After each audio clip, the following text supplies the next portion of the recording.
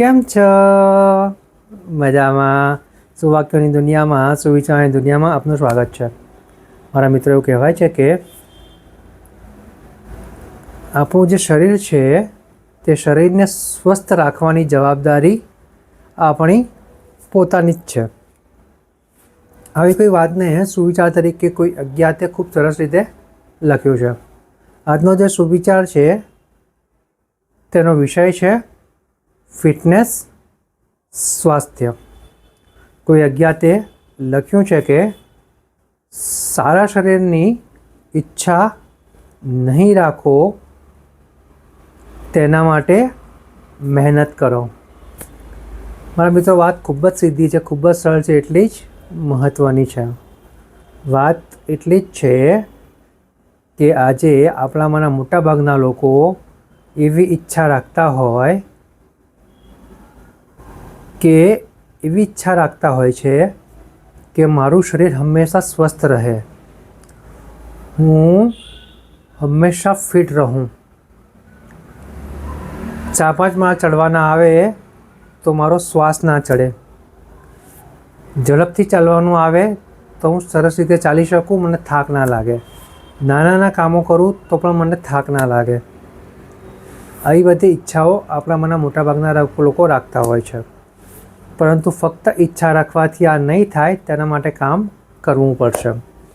શરીરને સ્વસ્થ રાખવા માટેનો સૌથી મોટો મંત્ર છે, સૌથી મોટી શરત એટલી જ છે કે મનને સ્વસ્થ રાખવું. જેનું મન સ્વસ્થ હોય છે તેનું શરીર પણ સ્વસ્થ હોય છે. એટલે માનસિક તંદુરસ્તી ખૂબ જરૂરી છે. તેના માટે આપણે સારા પુસ્તકો વાંચી શકીએ, સારી આત્મકથાઓવાળા કોઈ સારા પિક્ચર્સ હોય, કોઈ બાયોગ્રાફી હોય તે જોઈ શકીએ, વાંચી શકીએ. આ વાત થઈ મંદુરસ્તીની, એટલે કે મનને તંદુરસ્ત રાખવાની. આ ઉપરાંત મારા દોસ્તો, આપણે આપણા શરીરને સ્વસ્થ રાખવા માટે, ફિટ રાખવા માટે આપણા શરીરને દરરોજ હંમેશા કાર્યવાન રાખવું પડશે, ઉર્જાવાન રાખવું પડશે. તેના માટે આપણે કાર્યો કરતા રહેવા પડશે. દરરોજ શરીરને એવી આદત પાડવી પડશે કે શરીર પાસે કામ કરાવવું પડશે. કામ કરાવવું એટલે મતલબ એવું નથી કે ખાલી દોડમ ભાગમ કરવી, પરંતુ જો એક આદત પાડવામાં આવે, જરૂર પૂરતી કસરત કરવામાં આવે. આજે ઘણા બધા લોકો એવું વિચારતા હોય કે હું એક જ દિવસમાં 10 કિલોમીટર ચાલી લઉં અને પછી 10 દિવસ ના ચાલું તો હું ફિટ રહું, તો તે ખોટું છે. એક જ દિવસમાં 10 કિલોમીટર ચાલવું, દોડવું તેના કરતાં વધારે સારું છે કે 10 દિવસ સુધી 1 કિલોમીટર દરરોજ ચાલવું. મારા મિત્રો, આ 21 દિવસની એક એવી સાયકલ છે, જો આપણે ફોલો કરી 21 દિવસ સુધી આપણે 1 કલાક સુધી આપણા શરીર ઉપર કામ કર્યું તો તે આપણી આદત બની જશે અને આદત આપણા જીવન માટે ખૂબ સારી હશે.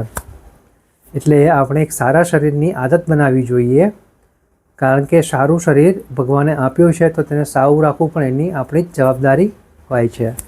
તો બસ મારા મિત્રો, ફિટનેસનો, સ્વાસ્થ્યનો આ ગુણ આપણે હૃદયમાં ઉતારીએ, આપણા મનમાં ઉતારીએ અને શરીરને કાર્યવાન રાખીને, ઉર્જાવાન રાખીને હંમેશા આગળ વધતા રહીએ. Thank you.